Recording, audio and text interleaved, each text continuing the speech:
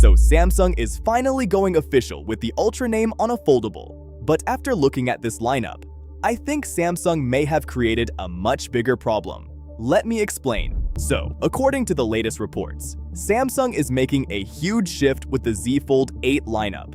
The Ultra name is finally coming to a foldable. The phone we have been calling the standard Z Fold 8 is now the Z Fold 8 Ultra. Meanwhile, the Fold 8 Wide suddenly becomes a regular Fold 8. And honestly, that is where this lineup already starts getting weird.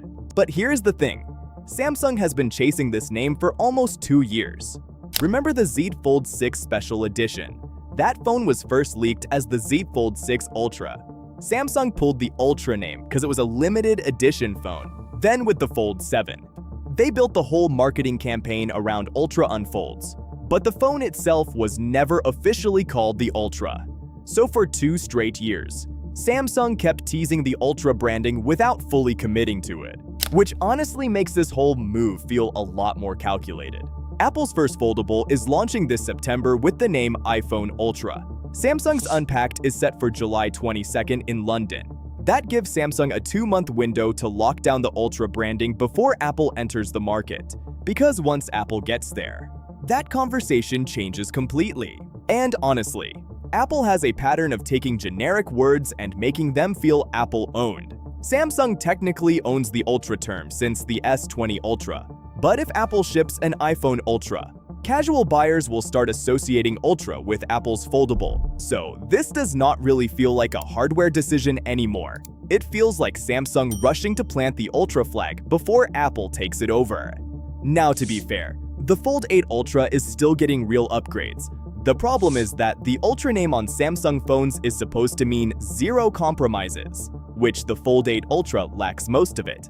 And according to Ice Universe, even the crease barely improves this year, even though they already showcased the creaseless display. Honestly, that is insane for a phone carrying the Ultra name. But the name is doing work the hardware just cannot back up. And look, I will be honest, the wider form factor actually appeals to me. I have always thought the regular Fold was a bit too narrow when closed. So this is not about the design. The form factor is a real upgrade. The issue is what Samsung had to sacrifice to make it happen. So now, the regular Fold is technically becoming a downgrade, while the Ultra still does not fully feel Ultra. Now here is where Samsung's logic starts to make a strange kind of sense. By making the wider model the standard, Samsung is aiming to price it well below the Fold 8 Ultra. So Samsung undercuts Apple in the exact same form factor.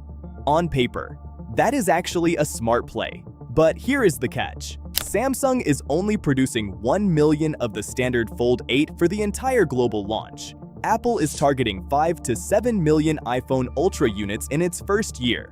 So either Samsung themselves are not fully confident in this wider Fold strategy, or they are relying on the Ultra branding to carry the lineup.